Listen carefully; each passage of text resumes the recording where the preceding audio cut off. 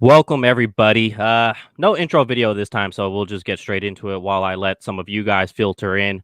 My emotions are all over the place right now. It's like there's a saying, that Friday feeling. Well, it feels like that fucking Friday feeling because my God, I it's 10:30 here on the West Coast, and I already want to have a drink. I want to have a drink. I want a Speak for celebratory yourself. It's shot. 1:30. It's 1:30 on my side. So Jason Jay has already had a drink, I'm assuming, at this point. If it wasn't, it was probably at midnight. So that still counts for today.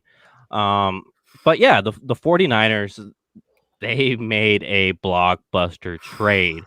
And before we get into this trade and talk about who they're going to target, I just want to illustrate this isn't going to be a I told you show coming from the quarterback position.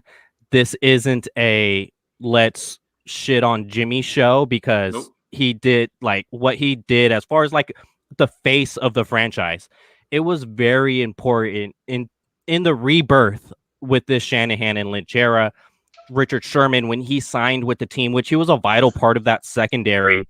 I had Jamar Taylor on my show last week, and Jamar Taylor talked about like his wisdom from that being in that back secondary, how it's basically a coach on the field. Like there's high IQ football players, and then Richard Sherman's above that. And the fact that Richard Sherman chose to sign with the 49ers due to Jimmy Garoppolo's promise. So I just want to say, yeah, we did it. We moved up, but let's just hold those Jimmy feelings aside. So Oh, we got another thing that just came across. Eagles traded number 6 and 156 to the Dolphins for 12 and 123 and a first in 2023. Whoa. What is happening today? Let's effing go. So yeah, we're still felt like there's a bunch of crap coming out. I saw the report saying that Jimmy Garoppolo is still going to be the starter. I think my question is right now, John Lynch, Adam Peters, they're over there at the BYU Pro Day. So are the New York Jets. Did the 49ers make this move believing that Zach Wilson's going to be there at 3? Or is it that they made that move to go get Justin Fields? If that is the move, like why now? Maybe Miami's there too. I don't know if Miami is at that pro day, but did they get that vibe that Zach Wilson's going to be on the board at 3? Like, talk to me. Like like why now? So they're all together. Right. I think the due diligence of checking out and covering all your corners, right? Because this franchise already knows about Justin Fields, QB collective. We don't have to talk about all of that. They know exactly fully well who Justin Fields is. So when you go to Zach Wilson's pro day, you're going there not, I don't know if that's the target, but if it does fall, whatever way, for instance, we wake up on April 29th and Lawrence, Fields, and then Wilson is there at 3. I'm not certain that you can be upset with either or. So the 49ers are in such a privileged spot right now that they get to choose which of the quarterbacks they want. And that is really the best part about all of this. So you go there, you do your due diligence, but here, I don't want to put on a conspiracy theory hat, but if everybody's at the pro day, where do you go to secure your deal? You want to speak face to face with people, and if Miami's there, then you're there speaking with them. So it's a lot, man. Honestly, right now, the 49ers fans right now, you need to be excited because while I want Justin Fields, I just expect that Zach Wilson's going to go off the board at 2. Either way, Wilson or Fields, what a spot to be in. Totally agree. They made the big boy move. They had one piece they needed to really take care of going into this offseason. That was a quarterback position. This sets everything up for the future as well. And, I think they just realized like right now is the time. You let too many teams get into the position of discussing trades. You start amping up the worth of that or the value of that trade spot. So you can't go wrong with either one of those top 3 quarterbacks. And they knew if they dropped anywhere past 3, they weren't going to get who they wanted. So I think they're happy and content with either Lawrence, which we all assumes going to be number one, Fields or Zach Wilson at 2 or 3. You can't go wrong with any one of those. It sets them up for the future. And the other thing I want to say is that, Jimmy Garoppolo being the starter still keeps this playoff ready roster ready to compete. That's also good as well, while also having eyes to the future. And I think this is, we talked all about the offseason moves and bringing all these guys back. This right here might be the master move. I mean, not might be, it's the move. you see, here's what many teams do when they trade up. It's because they're struggling and they don't have a team. Now look at a team that has a fully loaded roster that is able to compete while getting their guy. I don't know how you can draw it up any better. Like, this doesn't seem real to me. It really doesn't, honestly, at this point. Like, I really am waiting for somebody to say, oh, no, we're joking, or that I got by, like, Sports Talk Barry or something. But, I mean, seriously, like, being able to field this roster that will be winning 11 games, barring any injuries, and we still haven't even gotten to the draft yet where you can fill in some of those holes, because it was pick 3 and what? Pick 143 from this year's draft? I mean, pick 12 and 143? Well, Ian Rappaport, or let's see, Adam Schefter tweeted out that it is the 3rd round pick from 2022. So that's one of the solid picks. Yes. The master brain moves. That's not even a pick that you would have had if Robert Saleh didn't sign with the Jets. This is big brain moves. This front office, give them the A+, man. Stop playing with them. Now at this point, man. A+ is across the board. What else could they do? So we were on Dion's show last night, and I said I was giving the 49ers offseason grade a B+ until we figure out what they're going to do at QB2, because I'm over the QB1 talk. So I was just saying QB2 because I know there's got to be a bigger move than Josh Rosen. So I'm going to leave their grade at a B+ with to be determined on top of it, because obviously the offseason is nowhere near over with the draft not even happened yet. But I will say this. I know it looks like a big deal because it looks like 3 first-round picks from the 49ers. That's what it looks like. But in reality, you're giving up 2 because you're swapping this year's pick. So I don't consider that giving up 3 first-round picks if you're swapping, because you're getting a better pick in return. So in reality, you're giving up 2 first-round picks, which those are probably going to be in the 20s. And when you look at it, hindsight 2020 always happens.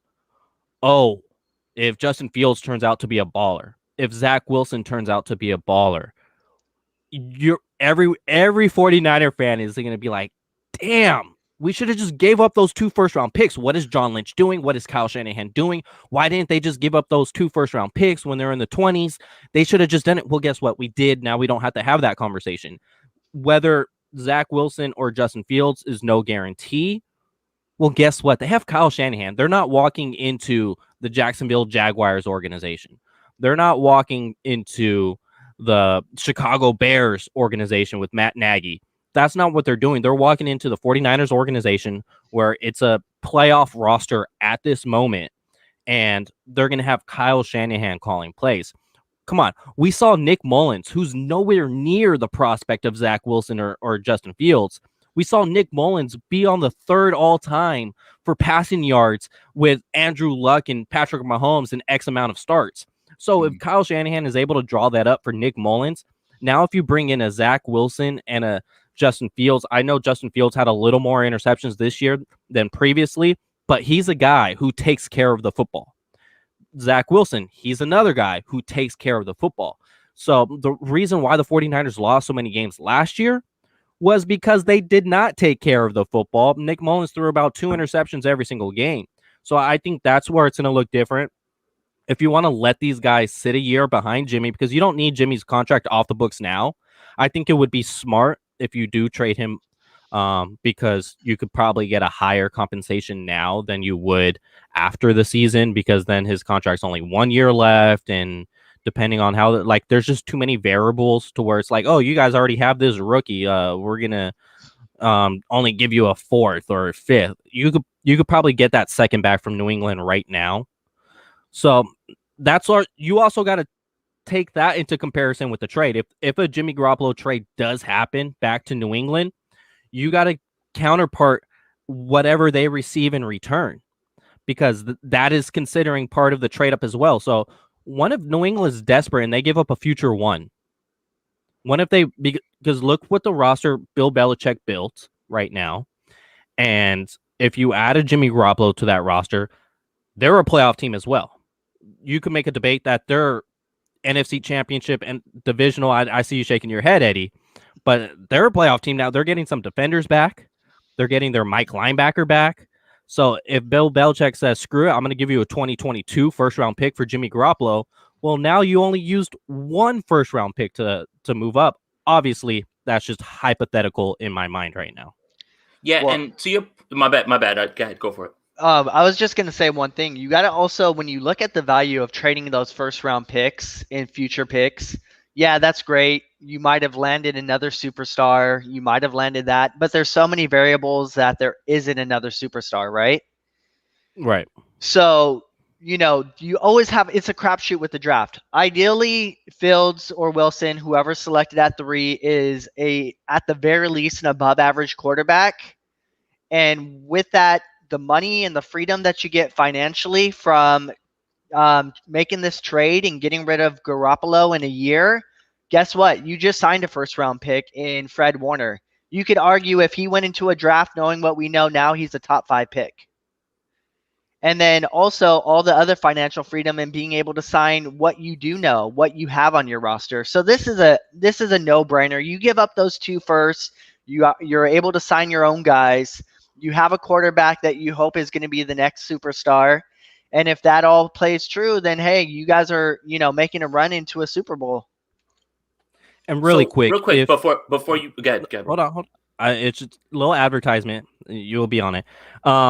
If you're plugged in on Twitter through Periscope, really go to Jason Aponte's YouTube or go to 49ers Goldmine on YouTube, because if you're not in Wi-Fi, that Periscope is not going to let you watch us. And if you're at work, if you're at the grocery store, if you're somewhere that's not under Wi-Fi, go to Jason Aponte's YouTube or 49ers Goldmine on YouTube, and that's where you'll be able to watch us. If you got to pause us and walk away and take care of the kids, like when this news broke, I was making French toast for the family. So you could do that on YouTube. You can't do that on Periscope. So I would highly suggest to switch over. Go ahead, Jason. Yeah, so to Leo's point about, Kyle Shanahan and what he draws up, that had always been my main point. But people always wanted to yell at me about, well, what do you mean? Just because he gets them open, what's to make you think a rookie can do that? A rookie damn well better be able to hit those 5 to 7 yard routes that are wide open. And if a rookie can give you more of a ceiling with hitting throws downfield, how is this not exactly a slam dunk? So I was always confused that when people would come at me and say, well, you just can't hand the keys over to a rookie. Well, they're not doing that, but don't make it seem like Kyle can't get guys open for anybody, right? You notice you said that about Nick Mullins. Nick Mullins was number 3 in passing yards after 12 games behind Patrick Mahomes and Andrew Luck. That pretty much tells you everything that you need to know. Whether you want to call game script, whether you want to call garbage time, whatever you want. Still, at the same time, whenever you watch the film, and I hate to sound like that, but there's always one guy open. Always. There's always one person open every single play. There's never a time where you're like, if there's 4 routes, all 4 are covered. No, someone's open. It's all about, can the ball get delivered? And that's always been my point with a quarterback. Really, what I was talking about when I was talking about trading up was more about building your roster, which you can do depending on what happens with Garoppolo next year. Building your roster around a cost-controlled rookie who costs you nothing for 4 years. Now, next year, if you want to get aggressive and bring in higher-priced free agents who can help you load up on the roster, that sort of flexibility is unbelievable. Again, are you a fan of one thing, or are you a fan of the team and what you should be doing as far as roster construction? Ask yourself that question, and I think you'll come to the answer that you really should have at this point. Because if you're willing to sacrifice what should be done for the betterment of the team going forward for whatever narrative you want about whoever you want to start, you really got to look at yourself in the mirror and figure out if you're a fan of this team or not, for real, honestly. And I want to actually just discuss one thing as far as scheme. It's a Shanahan offense. It doesn't matter dad or son, the team's going to be able to run the ball. Can you imagine how well they're going to be able to run the ball now with an athletic quarterback like Zach Wilson or Justin Fields? Can you imagine how the receivers are going to get open on an RPO option with with Fields or Zach Wilson, those two quarterbacks totally change the dynamic of that offense in an offense that's already explosive. They add an element that offense is supposed to have, and it's never had with Jimmy Garoppolo or Mullins. So that offense, if you were worried about that offense before, even though there should have been zero worry to begin with, this offense is going to be ridiculous with those two quarterbacks. So with Penei Sewell, no one makes that jump for a For him. tackle. Nope. No. While he's great in his own right, it's deep. This left tackle draft class is deep to where you could find a starting caliber tackle in round 3, round 4. So it's like you don't make that move for Penei Sewell when you just extended Trent Williams. And while Mike McGlinchey, he's a really good run blocker. He's suspect at pass blocking, but that's where the athleticism of a Fields or a Zach Wilson comes into hand. But let's go ahead. We got Mark Espinoza right here. I hate injuries, but let's be real. If we were healthy, we wouldn't be in this position. Football gods in our favor for once. Yeah, injury sucks, and I'm never going to clap for a guy's injury helping us out in the draft. But just as far as like a perspective, when Jimmy Garoppolo went down, it was able for the 49ers to land Nick Bosa. Now, Jimmy Garoppolo goes down, his successor is able to come. Also, it wasn't just Jimmy Garoppolo who went down in 2020. It was Nick Bosa who went down. George Kittle missed a significant amount of games. Deebo Samuel missed a significant amount of games. Their center, Richburg, didn't even play at all. D Ford played like 2 snaps all season. So it was a bunch of guys collectively to where the 49ers, look at all those names I just said. And this team still was the 12th pick at 6-10. So now if you're able to at least stay somewhat healthy, like in 2019, where it wasn't complete, they still dealt with injuries, but it wasn't catastrophic. You could potentially look at a 13-win team, especially with 17 games on the schedule. We're looking at 13-4, whether if Jimmy Garoppolo still stays the quarterback or not, because I saw the reports that Jimmy Garoppolo is still the guy. I don't know if that has to do with leverage because you don't give up that amount of draft assets to get a non-quarterback. You don't make that jump. I know Carl Zion right here is just messing around saying 9 spots for Kyle Pitts. LOL. I'm kidding. Yeah, you don't make that jump for Kyle Pitts. You don't make that jump for Micah Parsons. You don't make that jump for Penei Sewell. You make that jump for one position only, and that tends to be the most important position on the team. While Jimmy Garoppolo is that like 5th player you think about on offense. That's partially why they came up short in the Super Bowl. But once again, this isn't about, let's laugh at Jim. No, like the guy basically lost his job and never wished for anyone to lose their job. And from what I understand, he wants to go back to New England anyways. That's where he feels like home. Still calls Bill Belichick coach, calls Kyle Shanahan Kyle. So it seems like the writing was always on the wall. 49ers shirt, where you cop that, Jason? Come on. You guys already know Jason has all the drip. Let me go ahead and find that comment right here. Come on, Jay. Oh, come on, Fanatics. No. If it's not Fanatics, it's Nike. It's a Nike shirt. I know that for a fact. But it's one of those. I think it's the saloon font that you'll find on the Nike app, actually. Okay, perfect. And see, this is also, it's like, one if the Jets were there and said, hey, yeah, we're taking Zach Wilson. We love what we see right here. And the 49ers said, all right, Justin Fields is our guy. Let's go ahead and make that trade up. Or vice versa. You never know. Can I just say something real quick? Yeah. I'm so happy. I am, because look, I think we've made no bones about it. This was a very, very important offseason, maybe the most crucial. Not in terms of just immediately people losing their jobs, but again, I've stated it many times. When there is a group of quarterbacks that is available in one draft, regardless of how you build your roster, you have to change your thought process and change the way that you do things when new information is presented for you. If you want to sit around and wait for a quarterback next year, Desmond Ridder, Spencer Rattler. No disrespect to them. It might just be 1 or 2 guys. We are talking about a group of 5 guys that can either be good to amazing to great. And that's why you have to make a move like this right now. Everything lined up. The quarterback's contract situation, all 5 of these quarterbacks coming out in this draft, Kyle wanting to get his guy.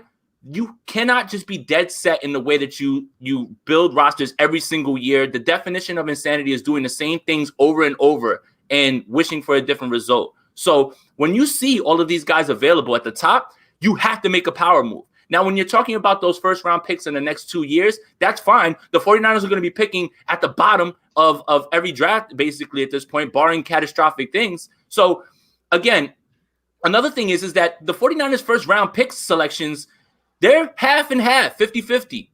So those become less valuable as picks.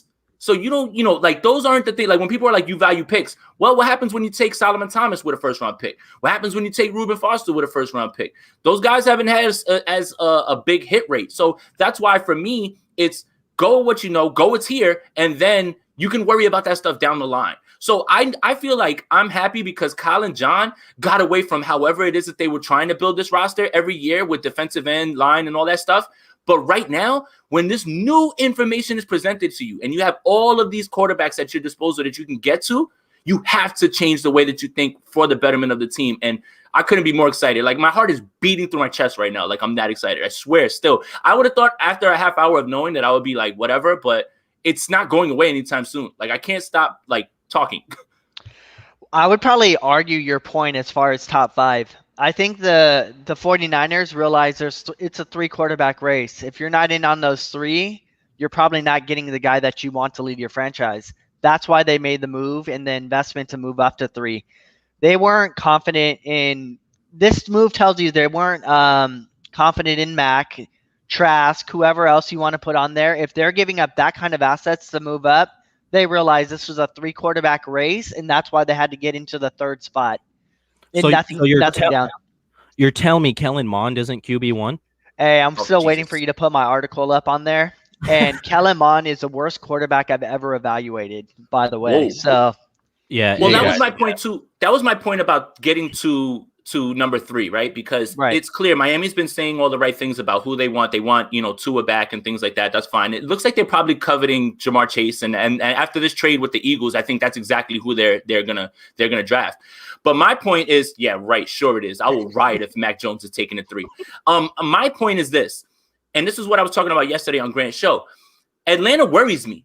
Atlanta worries me because I think they're gonna take a quarterback. And that's it, right? Like that's the 3. See, yeah, there you go. Thank you, Mark. 3 had to be the spot. 3 was the sweet spot to get to. And whether the Jets take Wilson or Fields, whatever, the 49ers are in such a spot now. It's like, man, we don't care. It's like if it's a 10, or a 9.5, it's like you're good with both. You're fine with both, man. Like honestly, and that's why you had to get to 3. You had to because another thing is that I could see Trey Lance going 4 because Arthur Smith runs Shanahan's offense. It's the same thing, and he can sit behind Matt Ryan, who's been extended and restructured. So that's my thing. Is more about you had to get to 3. This was always a sweet spot for me to get whatever quarterback you wanted. Yeah, so I think this is very true. What Ryan H. Comedy said here is like, do you think Saleh, I'm going to say more so the Jets, told the 49ers what they're going to do to where the 49ers felt confident to jump up to pick 3? Yeah, I think it's very true that the Jets showed their hand and with the 49ers because there's that trust there with Robert Saleh, to where the 49ers said, F it, we're going up. Like I don't know. Like I'm just speculating the Jets want to take a quarterback, but if they said they're not, maybe the 49ers made that move to say, hey, we're going to get the pick between Wilson and Fields, and that's going to be the guy that we take. I do see Trey Lance mentioned quite a bit in the comments. I like Trey Lance, the prospect. I'm wary about Trey Lance, the NFL player. To me, I prefer Justin Fields or Zach Wilson a lot more than I do Trey Lance. I do believe Trey Lance could be a Josh Allen-esque quarterback, but he's not going to be that year 1. He's not going to be that year 2. And he may not even be that year 3. I do believe that could be his ceiling esque. Not saying he's going to be on that complete level of Josh Allen that Josh Allen was this year, because Josh Allen was an MVP candidate. But there's things I've seen from Lance playing in a dome that to where I have questions with accuracy, with reads. Broke this down with Tim Jenkins, who was a former NFL quarterback with same roster as Sam Bradford. He trains guys like Philip Walker, but it's basically there's guys running butt naked down the field, like 10 yards of separation. Trey Lance doesn't pull the trigger. Instead, he runs for about 10, 15 yards. That may work at North Dakota State because you're so much more elite than you're basically Alabama to the Mississippi States. But that doesn't necessarily translate to the NFL. So those things do worry me. I do like the prospect. I do like him as a top 12 selection in the NFL draft, but I'm not making that jump to number 3 to take Trey Lance. I'm making that jump to take Justin Fields or Zach Wilson.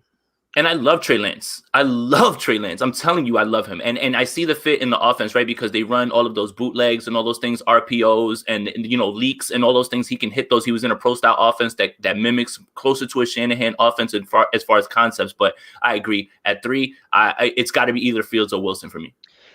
I'll just say this. The 49ers didn't really have an option. They needed a quarterback. They have big contracts coming up. Bosa, Warner, you guys can probably rattle off 5 other guys that need to be signed here in the next 2 years. And Jimmy G was, not to knock Jimmy G was not going to get you to where you guys wanted to be, which is Super Bowl champions. Next year's class isn't as strong as this class. Will there be a Joe Burrow in next class? Nobody knows. But at the end of the day, there was no option for the 49ers. They needed a quarterback now. They needed money to free up in the future, and it was a 3-horse race, and they got themselves in the 3rd spot to take any one of those 3. So they did exactly what needed to be done, and there was no other option. Perk, Fields all day, dog. That's how I feel too, man. Let's get Justin in here, man. I swear, I'm with it, bro. This is what a day. What a day. This is where I would have Fields over Wilson as well. Wilson could sling the out of the ball. I try to turn back the cussing a little bit just because monetization reasons. I'm not trying to have Jason or myself get penalized. But this is where I struggle is Zach Wilson has more of a Nick Mullins build, to where he's more of a slender guy. He seems more to the 6'1" size than he does 6'3", while basically Justin Fields' body is like Cam Newton light. That guy can survive an NFL pocket and be hit from his blind side, to where I believe like Zach Wilson's going to be able to take those hits as well. But I'm talking about longevity over 17 games now, not 16, 17 games now over that longevity. If I have guys pretty even as prospects, give me the one with a build that I believe he could take hit after hit after hit. And that's Justin Fields. And Justin Fields isn't a lot better runner. I can't imagine the read pass options with Justin Fields that Kyle Shanahan's probably already drawing up in his playbook. Whew, man. I'm sorry. My phone is going crazy right now. Everybody's like, people are texting me and stuff. I'm sorry. So like, I'm listening to you. It's just my head is down right now because like there's so much going on right now. This is wild, man. I don't know. We couldn't have seen this coming. Like, that's why we're all shocked right now. Like, did we think that today on Friday or, whatever time it is for, everybody or wherever they're at, that we would wake up to or have Adam Schefter tweet that the 49ers have traded up to number 3 right now? And if you thought this was going to happen, you thought it was going to happen closer to draft day. Here's one more thing that I was going to say. I think the Deshaun Watson situation put the 49ers in a bind, right? Because I had talked about it yesterday. If you sit around and you think you're waiting for whatever, oh my God, get Mark out of here for saying that. No, but if you sat around and let's say, I heard rumblings of, Aaron Rodgers next year, this and that. But when you wait and you don't do it, and it doesn't come to fruition, now you're in trouble. And that's why you have to make a move and you have to be aggressive, because that waiting game with Kirk Cousins, it bit them. And that's the thing that he can't wait for this at this point. He had to make a move and get one of these guys, because if you don't pick one of these guys and then they continue to, become ballers, all of them, and then you run into a situation where it's harder to get off of Garoppolo, the blame falls squarely on you. because you had the way to move and you didn't do it. So that's why this had to happen. This was the most crucial offseason for them in terms of getting a quarterback, and it looks like they've done it. Okay. Eddie, you know about this too well, being a guy that just studies USC. Mhm. And after Carson Palmer, there's been that enigma with USC saying, oh, USC quarterbacks are trash. Well, Ohio State has that same type of enigma when it comes to their quarterbacks. 49ers have had one in this century with Troy Smith, former Heisman winner. Troy Smith. Yeah, go ahead and talk about it. Like, scout the player, not the school. Yeah, for sure. And Leo, I'm not going to let you get away with bashing USC. I'm just going to say real quick, Miami hasn't put a quarterback out in who knows how long. But yeah, for sure. I mean, it's definitely one of those things. The issue when you come from a school that's as talented as Ohio State, USC back in the Pete Carroll days, Clay Helton sucks, by the way, is you have so much talent around you to make you look so much better than you are.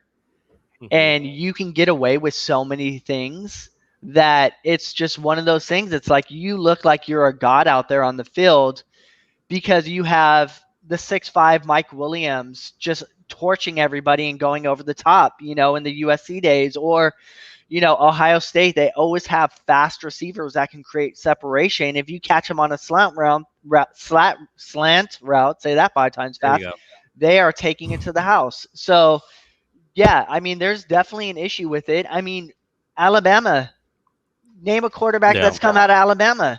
Everybody was pumping up Tua last year. I was saying pump the brakes because until you can show me a player that comes out of Alabama that's successful, yes, you have to scout the player, but you do have to scout the school because they are so much more talented than their competition.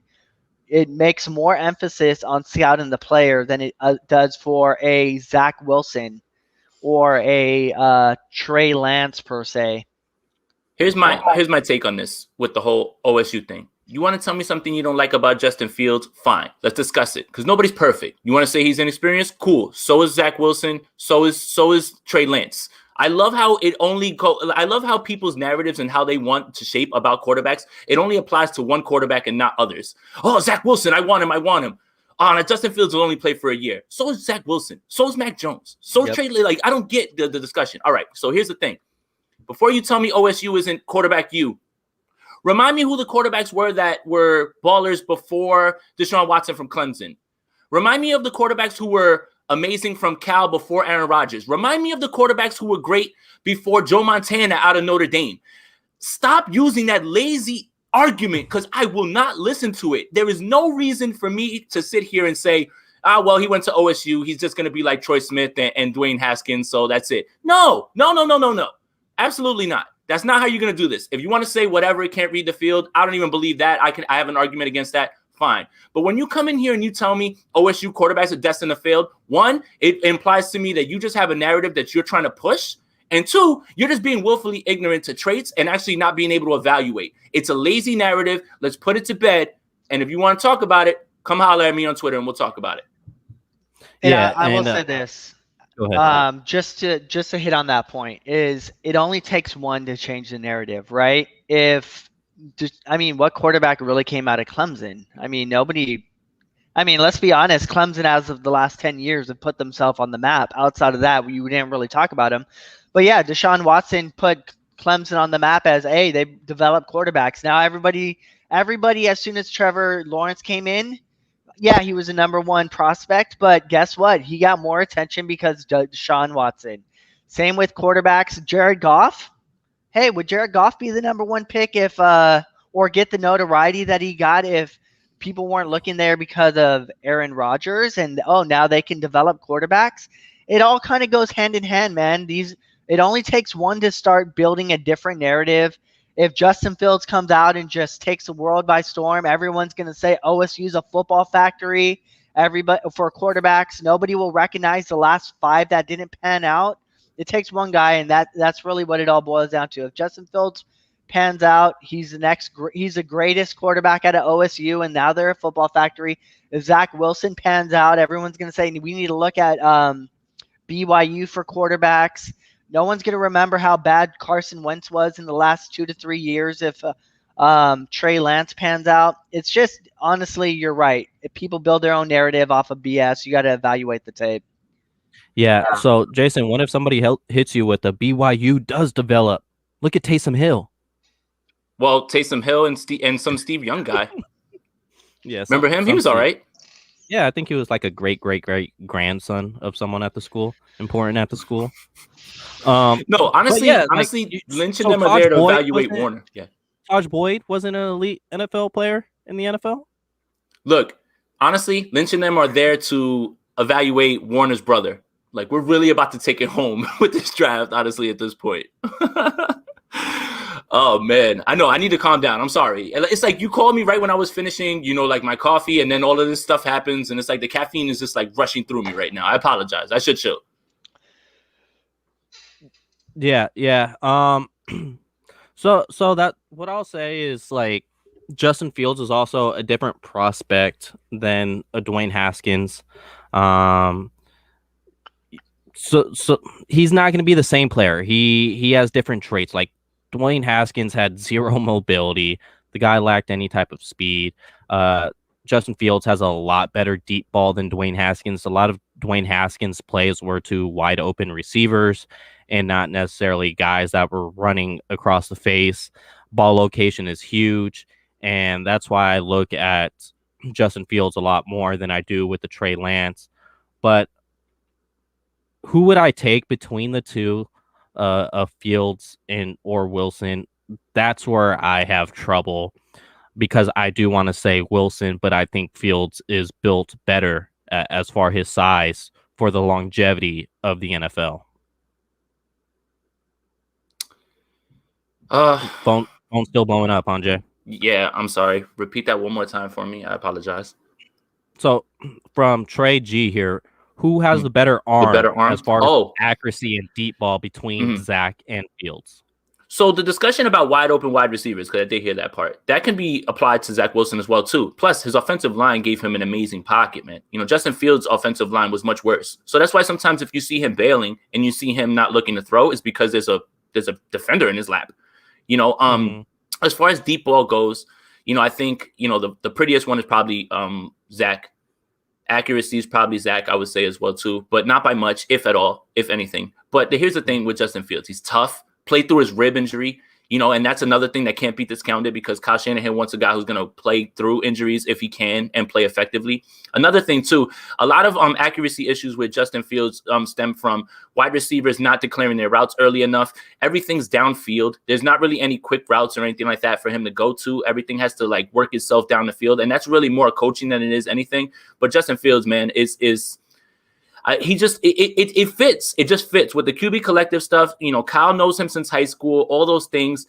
It just fit. It always felt like he was the guy. I still think it's him. I still think the Jets are going to go Wilson. But at this point, man, you can say what you want about, Wilson being marginally better at this or that. But I still want to see Wilson take a hit in the pocket, multiple times. He's throws from clean pockets a lot, which I'm not going to knock him for that. And he throws to wide open guys too. But, with Fields, it's a little bit more context when you come to the evaluation, when you really think about why things are happening when you're watching the film, is because on those choice routes, those guys got to declare quicker, because, by the time that he's waiting, he's reading them, trying to figure out where he wants to go with the ball. And if they're not declaring quick enough, and if, things are taking too long to develop down the field while there's somebody rushing him, it's a lot different. So that's why it's kind of baffled me about the negativity around Justin Fields and not reading fields and stuff like that, and not being able to work progressions. It's not that. The progressions take a long time to come apart at times on the field, and you have to take that into account.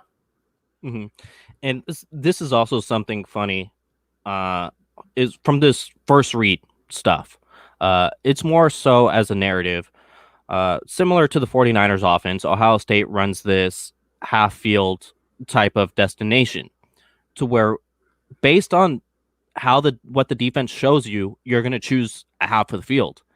And if the defense is showing you a cover 2 look where they have 2 deep safeties, you're going to understand that someone that's crossing through the middle of the field is probably going to split those safeties and be wide open.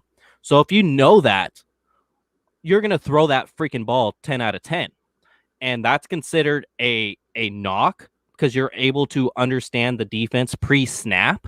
So that's also something that I think has been a lazy narrative regarding Justin Fields is the guy could process pre-snap football based on what the defense is showing him. It's going to be a lot harder in the NFL to still have that success because the defense is going to be a lot more exotic looks. They're going to show you it's going to be more brain games in the NFL. That's why you don't see every college quarterback have success. But I do believe that he has a guy like Kyle Shanahan teaching him up. He's had that relationship since he was a high school player. And Shanahan understands him and his ability. Yeah, that may have just been shorts and a t-shirt in those workouts, but he understands those abilities, and that is huge when you're designing plays.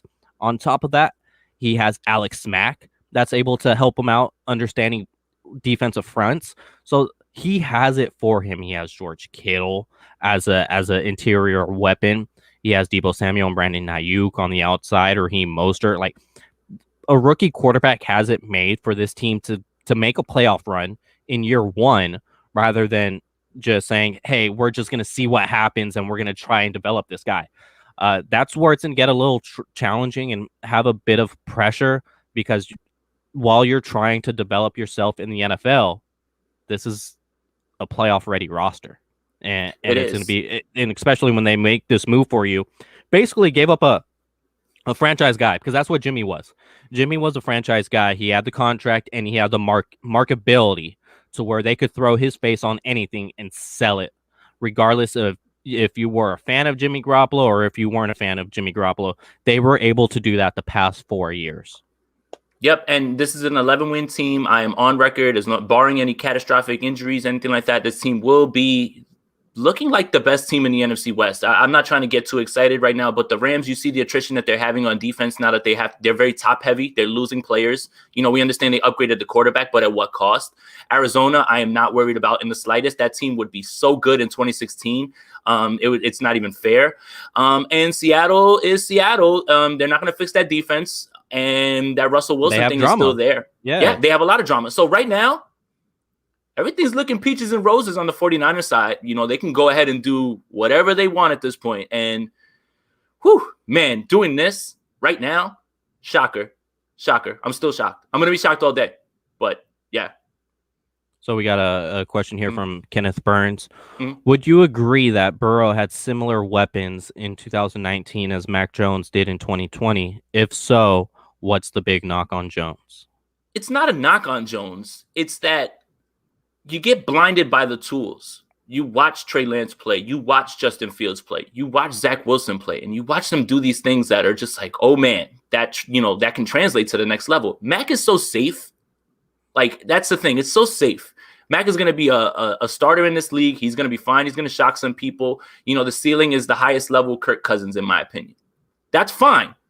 But I really want to see you swing for the fences at this point because Justin Fields' ceiling is Deshaun Watson-like.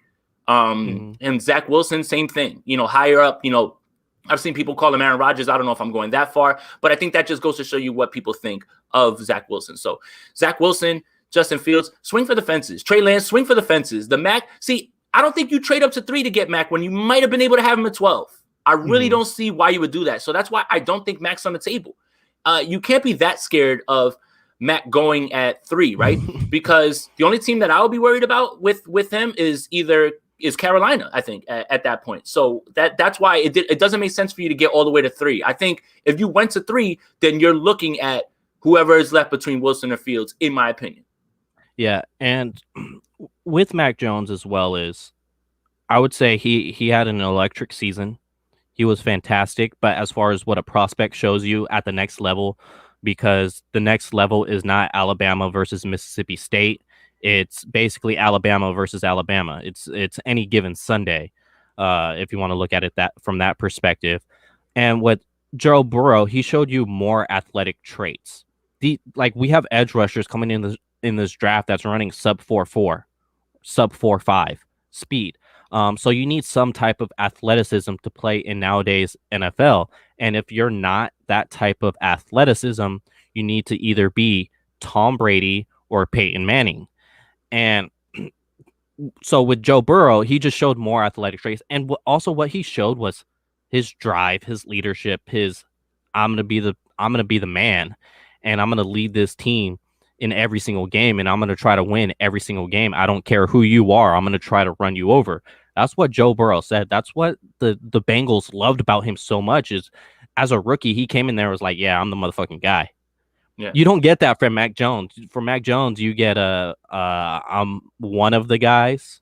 You don't get that guy that has that fight, that hunger.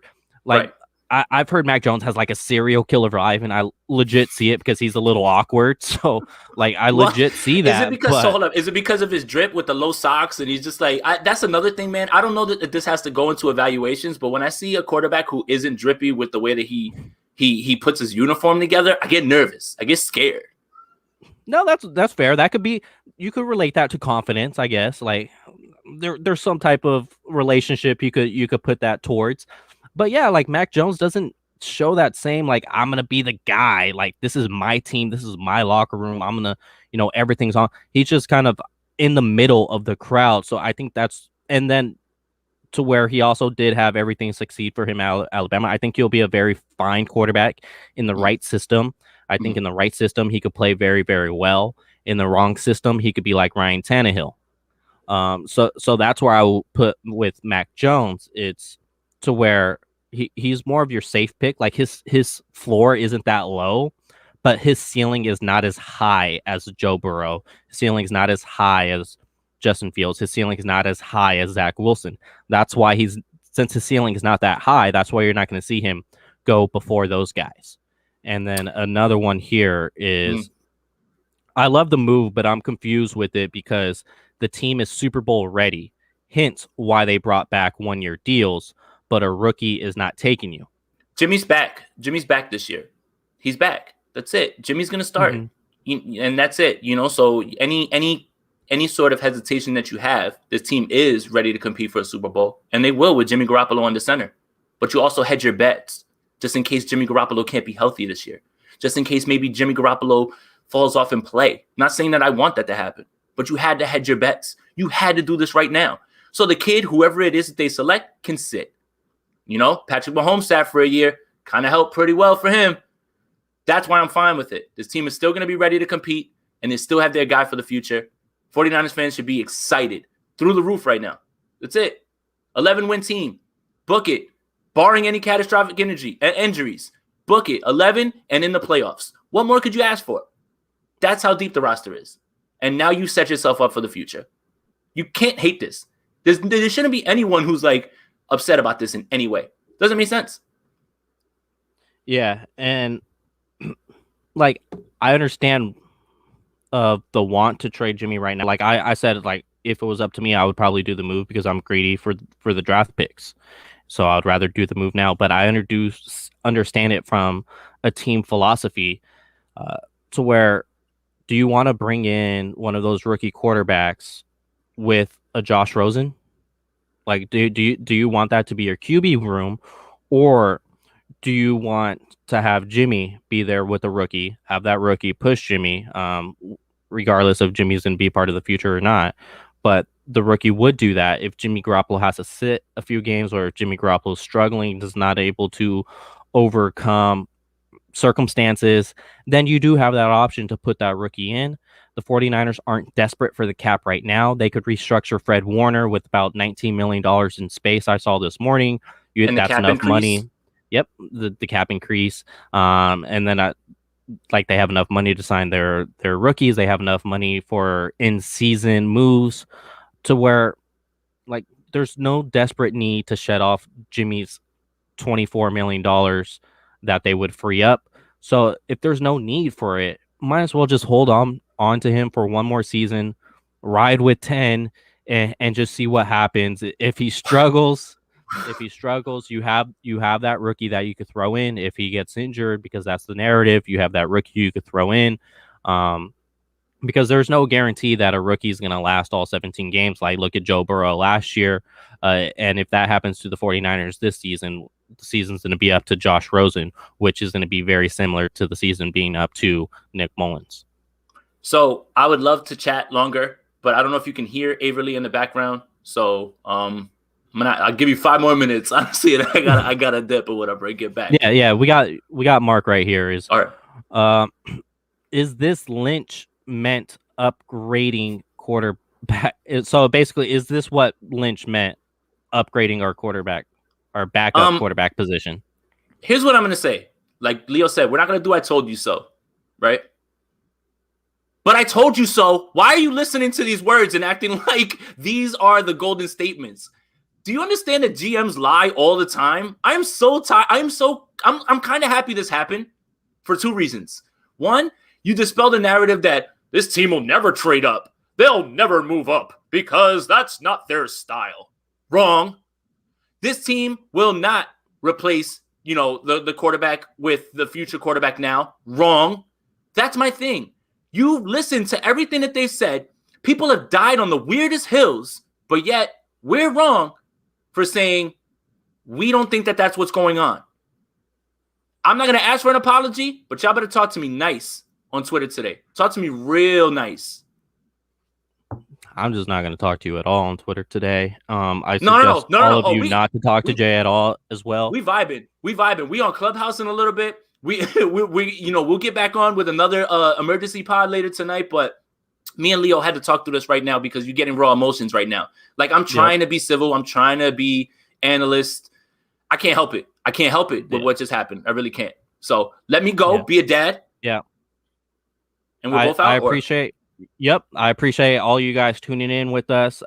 Jay, you going live on YouTube later today again? Later today, most likely with my guy Andrew Pasquini, and I'm sure he's got some good things to talk about as well too. So we'll see. Maybe we'll liven it up. Let's see who will hop on. But this deserves to be talked about, and I also need some time to calm down. Really, more than anything, that's what I need. Okay, perfect, guys. So we'll talk to you in a later time. Jay's on today. I might go later. It depends. So hey, pick 3. Let's see what happens. Pick 3.